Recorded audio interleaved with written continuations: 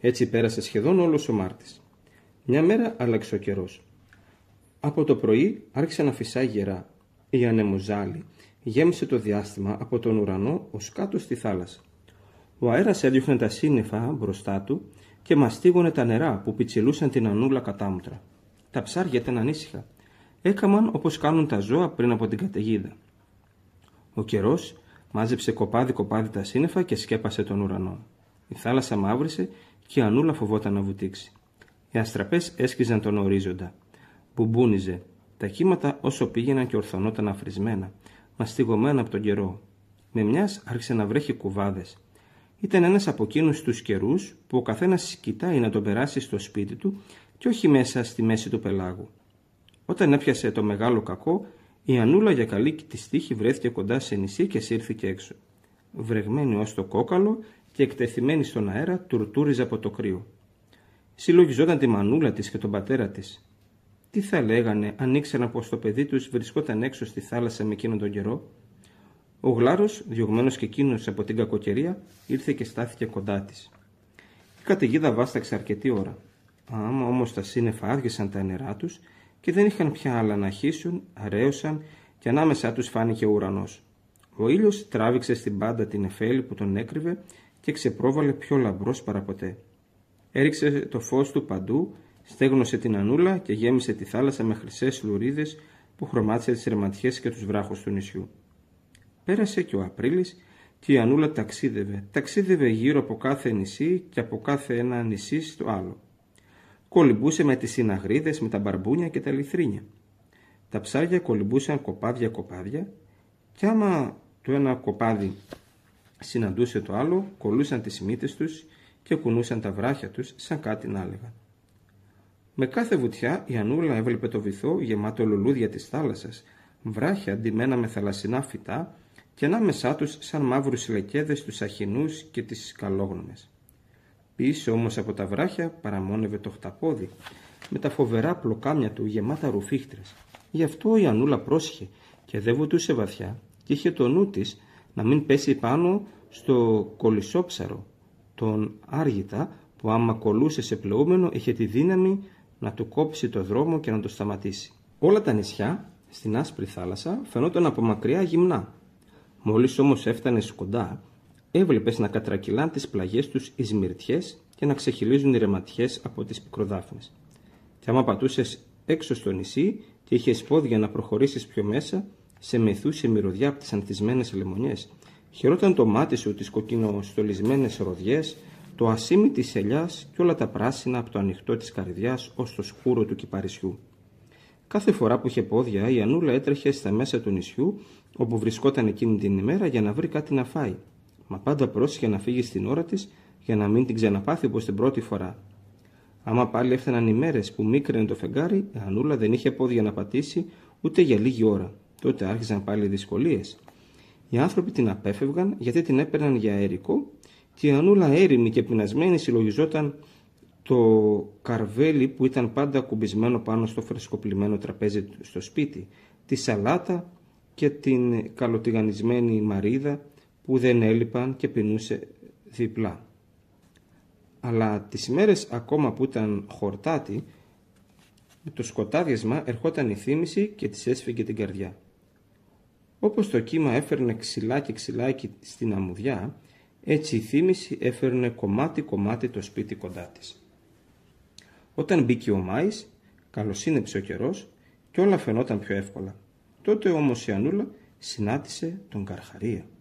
Στην αρχή τον πήρε για κανένα μεγάλο ψάρι, μα όταν είδε το χαρακτηριστικό πλακουτσωτό κεφάλι του και το απέσιο τρίγωνο στόμα του, σταμάτησε η καρδιά της. Καθώς κολυμπούσε κάτω από το νερό, ένιωθε πως ήταν χαμένη. Έβλεπε το χάρο με τα μάτια της. Η ουρά της όμως δεν τάχασε σαν την Ανούλα, σαν να ξέρε μονάχη της τι έπρεπε να κάνει.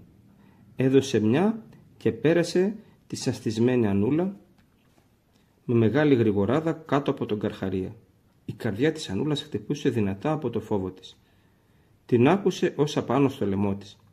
Δεν μπορούσε να το πιστέψει πως είχε γλιτώσει και ήταν ακόμα ζωντανή.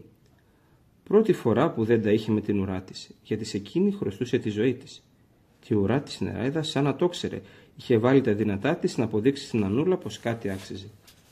Κολυμπώντας πιο γρήγορα από ποτέ, έβγαλε το κοριτσάκι από τα επικίνδυνα νερά και το πήγε σε ένα νησί που ήταν πιο ευκολοπάτητο από τα άλλα, γιατί η μια του πλευρά τελείωνε σε βάλτο. Μέσα στις καλαμιές του βάλτου είχαν τις φωλιές τους λογής θαλασσινά πουλιά, αγριόπαπιες και ψαροπούλια, και στα λακάκια που έκαναν τα νερά τους μένανε τα βατράχια. Όλη μέρα πήγαινε ερχόταν τα πουλιά και τη νύχτα τα βατράχια φωνάζανε. Μέσα στο βάλτο, κοντά στα πουλιά, η Ανούλα δεν ένιωθε τη μοναξιά της. Μάζεψε καλάμια, τα άστρωσε χάμω σε ένα στέγρωμα, σαν να έκαμε και εκείνη τη φωλιά της. Λογάριαζε να μείνει λίγες μέρες σε εκείνο το νησί για να ζήσει σαν άνθρωπος. Το καινούριο φεγγάρι της εξασφάλιζε υποφερτή ζωή. Ήρθε όμως ο Γλάρος, που την παρακολουθούσε με ανεξήγητη επιμονή από νησί σε νησί και της χάλασε τα σχέδια.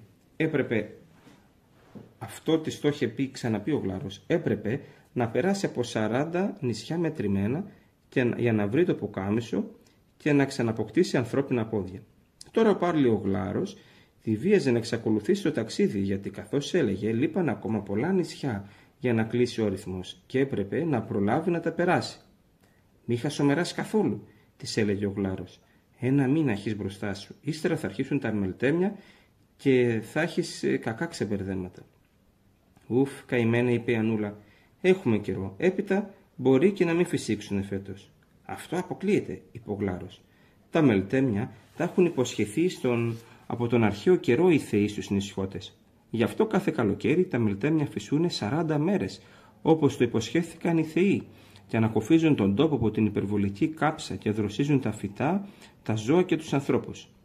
Αν σε προφτάσουν τα μελτέμια, προτού έχεις τα χέρια στο πουκάμισο, θα σου το πάρουν και δεν θα το ξαναδείς ποτέ πια». Ξαναμπήκε λοιπόν πάλι στο νερό η Ανούλα και κολυμπούσε σαν κυνηγημένη από κόλπο σε κόλπο και από νησί σε νησί. Κυνηγώντας το πουκάμισο, μετρούσε τα νησιά που περνούσε, μα συχνά έχανε το λογαριασμό και της τον θύμιζε ο Γλάρος που μετρούσε και εκείνος. Κάθε φορά που έφτανα σε καινούριο νησί, ο Γλάρος τραβούσε με τη μύτη του και ένα φτεράκι από τη φτερούγα του και το κάρφωνε μπροστά στο στήθος του. Έτσι δεν μπορούσε να κάνει λάθος. Ύστερα από πολλά, μια μέρα, την ώρα που ο ήλιος βρισκόταν στο ζύγι, φτάσανε σε ένα νησί. Μα τι λέω νησί, ήταν βράχος μοναχός. Με δυσκολία η Ανούλα σύρθηκε πάνω σε ένα πέτρινο ίσωμα που μισόβγαινε από το νερό. Μόλις κάθισε, ακούστηκαν από μακριά φτερουγίσματα και φάνηκαν 40 γλάροι που ανεβοκατέβαζαν ρυθμικά τα φτερά τους και συνόδευαν το πέταγμά τους με ένα τραγούδι. «Έγια μόλα, έγια λέσα, στο φτερό, στα πεταχτά, ίσα πέρα στο νησάκι που αναβγαίνει από τα νερά». Έκαναν το γύρο του νησιού και έπειτα πήγαν και στάθηκαν πάνω στους βράχους της παραλίας. Τότε πέρα στη θάλασσα φάνηκαν 40 δελφίνια που κολυμπούσαν σε αράδες, βουτούσαν όλα μαζί ρυθμικά και τραβούσαν κατά το νησί. Ήταν γαλούνι, ούτε η παραμικρή πνοή δεν τάραζε την ηρεμία. Οι γλάροι στεκόταν πάνω στους βράχους ακίνητοι σαν σκοποί. Τα δελφίνια σταμάτησαν και εκείνα μπροστά στο νησί. Ήταν σαν κάτι ξεχωριστό να ετοιμαζόταν. Σαν η πλάση ολάκερη να κρατούσε την ανάσα της και να περίμενε. Μα τι, η αναμονή δεν βάσταξε πολλή ώρα. Μια μεγάλη κραυγή έσκησε τη σιωπή και μέσα από τα γαλάζια νερά ξεπρόβαλε ένα χρυσό πλεούμενο μασημένιες ρόδες του νερού. Και μέσα στο πλεούμενο καθόταν μια πεντάμορφη γυναίκα ντυμένη στον αφρό. Το πρόσωπό της ήταν ίδιο μαργαριτάρι, τα μάτια της είχαν χρώμα της θάλασσας, τα μαλλιά της ήταν μαύρα σαν το γιούσουρι και τα χείλη της κοραλένια. Μπροστά από το πλεούμενο ο γίγας Τρίτον, καβάλα σε ένα τέρας της θάλασσας, βοούσε μέσα σε ένα μεγάλο κοχύλι και πίσω από το άρμα κολυμπούσαν 40 νεράιδες. Ο γνώριμος Γλάρος της Ανούλας πέταξε ως θαλασσινό άρμα και ύστερα ξαναγύρισε κοντά της. «Ήρθε η ώρα», της είπε. Πήγαινε κοντά στις νεράιδες. Η Ανούλα έπεσε στη θάλασσα και ζύγωσε στις νεράιδες που τώρα κολυμπούσαν δεξιά και αριστερά από το πλεούμενο. Οι 40 γλάροι πέταξαν πάνω στο γίγαντα και εκείνος τους έπιασε έναν και τους έδεσε στο άρμα με κίτρινα μεταξωτά κορδόνια. Και άμα τους έδεσε όλους, ο γίγαντας πάντα καβάλα στο τέρας μπήκε μπροστά και προχωρούσε βοώντας μέσα στο κοχύλι του. «Έρχεται η κυρά της θάλασσας, έρχεται η Αμφιτρίτη». Από πίσω πετούσαν οι γλάροι και τραβούσαν το άρμα που το συνόδευαν οι νεράιδες και τα δελφίνια. Ήταν μια μεγαλοπρεπή συνοδεία. Έτσι πέρασαν τις θάλασσες και έφτασαν κοντά σε μια στεριά κατάφυτη, ολοπράσινη. Το άρμα στάθηκε σαν να είχε ρίξει άγκυρα. Από τη στεριά κατέβαιναν δύο ποτάμια. Τρέχανε βιαστικά σαν να αγωνίζονταν το ένα να προσπεράσει το άλλο. Ήταν ποιο να πρωτοφτάσει στη θάλασσα. Το ένα ποτάμι κατέβαζε μαζί με τα νερά του έναν ολάνθιστο θάμνο και μέσα στο άλλο κολυμπούσε κάτι που έμοιαζε με κρυάρι. Μόλις ο θάμνος παρασυρμένος από τα νερά έφτασε κοντά στο πλεούμενο, άνοιξαν τα κλαδιά του και παρουσιάστηκε ο Θεός του ποταμού. Και άμα έφτασε κοντά σε εκείνο που έμοιαζε με κρυάρι, φάνηκε πως ήταν ο Θεός του άλλου ποταμού. Όταν ο Θεός με ανθρώπινη μορφή και κέρατα προβάτου. Οι νεράιδες σταύρωσαν τα χέρια τους πάνω στο στήθος τους και υποκλήθηκαν. Οι ποταμοί όμως δεν τις πρόσεξαν, ο νους τους ήταν στην κυρά της θάλασσας. «Κοίτα πως κάνουν τα ποτάμια», λέγαν οι νεράιδες. «Θέλουν να τα έχουν καλά με την Αμφιτρίτη, γιατί αν τις κακοφανεί τίποτα και θυμώσει, δεν θα αφήνει να χύνονται στη θάλασσα και θα ξεχυλήσουν». Ο γίγαντας ωστόσο ξεκαβάλισε το τέρας και περπατούσε μέσα στη θάλασσα. Μόλο που τα νερά ήταν βαθιά, δεν του φτάναν ως τη μέση. Περπατώντας μέσα στο νερό, έλυσε τους γλάρους και έπειτα πήγε ίσα με ένα νησάκι στη μέση του πελάγου, το πιασε με τις χερούκλες του, το ξεκόλλησε από τη βάση του, το όδεσε με ένα σχοινάκι και του έβγαλε από την τσέπη του και το έφερε κοντά στο μέρος που ήταν αραγμένο το θαλασσινό άρμα, τραβώντας το από το σχοινί σαν βαρκούλα. Και άμα το έφερε κοντά, έβγαλε από πάνω του τα δέντρα, τα σπίτια και τους ανθρώπους και τους ακούμπησε όλα στη στεριά απέναντι. Άπλωσε ένα τραπεζομάντιλο άσπρο σαν τον αφρό πάνω στο αδειασμένο νησί και έστρωσε το τραπέζι. Απίθωσε πάνω στο τραπεζομάντιλο αχιβάδες μεγάλες σαν λεκάνες, δίπλα στις μεγάλες έβαλε πιο μικρές και κοντά κάτι πυρούνες με 3 δόντια. Μόλις στρώθηκε το τραπέζι, ο γίγαντας ειδοποίησε την κυρά του και πλησίασαν όλοι. Και η Ανούλα από κοντά κάθισαν να τρώνε. Ο τρίτον πήγαινε και ερχόταν ανάμεσα στη στεριά και στο νησί. Άπλωνε τον μπράτσο του, έπιανε τις πιατέλες που ήταν αραδιασμένες στην ξηρά και ένας θεός ήξερε με τι μεγάλη όρεξη τους ξεπερνούσε όλους. Ο ποταμός με τα κέρατα του προβάτου. Εκείνος ούτε λίγο το πολύ ρούφηξε 20 μεγάλες αρχιβάδες σούπα, έφαγε 30 μπαρμπούνια, 2 συναγρίδες, 10 αστακούς, 50 γαρίδες και τόσα φρούτα, που η Ανούλα δεν πρόφθασε να τα μετρήσει, και έπινε κι άφθονη ρετσίνα για να πάνε κάτω τα φαγιά. Η Ανούλα είχε χορτάσει. Ο γλάρος πέταξε κοντά της και της είπε στο αυτί: «Τώρα που είναι η χορτάτη η κυρά της θάλασσας, να πας να της πεις τα λόγια που θα σου πω. Μέτρησα 40 κύματα και 40 νησιά. Δώσε μου να εξουσιάζω τον κάβουρα, το φίδι και τη χελώνα». «Να μην της πω για το πουκάμισο και για τα πόδια», ψιθύρισε η Ανούλα. «Μη μιλάς για πόδια εδώ πέρα», είπε ο γλάρος. «Η Αμφιτρίτη το έχει μεγάλο καημό που δεν έχει πόδια σαν τους ανθρώπους και όποιος της το θυμίζει γίνεται εχθρός της. Καλή και η κυρά της θάλασσας, μα όταν θυμώσει γίνεται ίδια η θάλασσα». «Και για το πουκάμισο?» ρώτησε η Ανούλα. «Έλα, μη χασομεράς», είπε ο γλάρος ανυπόμονα. «Πες τα λόγια που σου είπα και πες τα όμορφα». «Θέλω να της πω για τη μανούλα μου», είπε πάλι η Ανούλα. «Την πόνεσα τη μανούλα μου και τον πατέρα και το σπίτι. Κάμα αυτό που σου λέω», είπε ο γλάρος, «και δεν θα το μετανιώσεις». Η Ανούλα, μαθημένη να κάνει ό,τι της έλεγαν, δεν έφερε αντίρρηση και πήγε και υποκλήθηκε μπροστά στην κυρά της θάλασσας, με τα χέρια σταυρωμένα πάνω στο στήθος όπως έκαναν οι νεράιδες. «Μέτρησα 40 κύματα και 40 νησιά», είπε και τα είπε όμορφα. «Δώσε μου να εξουσιάζω τον κάβουρα, το φίδι και τη χελώνα». «Αναμφισβήτη το δικαίωμά σου», αποκρίθηκε η κυρά της θάλασσας. Χαμογέλασε, έγνεψε στο γίγαντα και γύρισε και εξακολούθησε την κουβέντα της με το Θεό που είχε βγει από το θάμνο. Η Ανούλα κοίταγε γύρω της να βρει το γλάρο, γιατί δεν ήξερε τι έπρεπε να κάνει. και είδε το γίγαντα να έρχεται κατά πάνω της, να τη σηκώνει με τα δυο του δάχτυλα σαν να ήταν ψίχουλο και να την απειθώνει πάνω στο τέρας. Για πότε το τέρας μίκρινε, για πότε βρέθηκε καβάλα πάνω του, για πότε είδε τα πόδια της να κρέμονται δεξιά και αριστερά του, ένιωσε τα χρυσιά γκέμια του στα χέρια της, δεν θα ήξερε να το πει η Ανούλα. Έγιναν ολοτόσο αστραπία, ώστε δεν κατάλαβε τον εαυτό της παρά μόλις όταν βρέθηκε μακριά από το γίγαντα, οι νεράιδες και η κυρά της θάλασσας.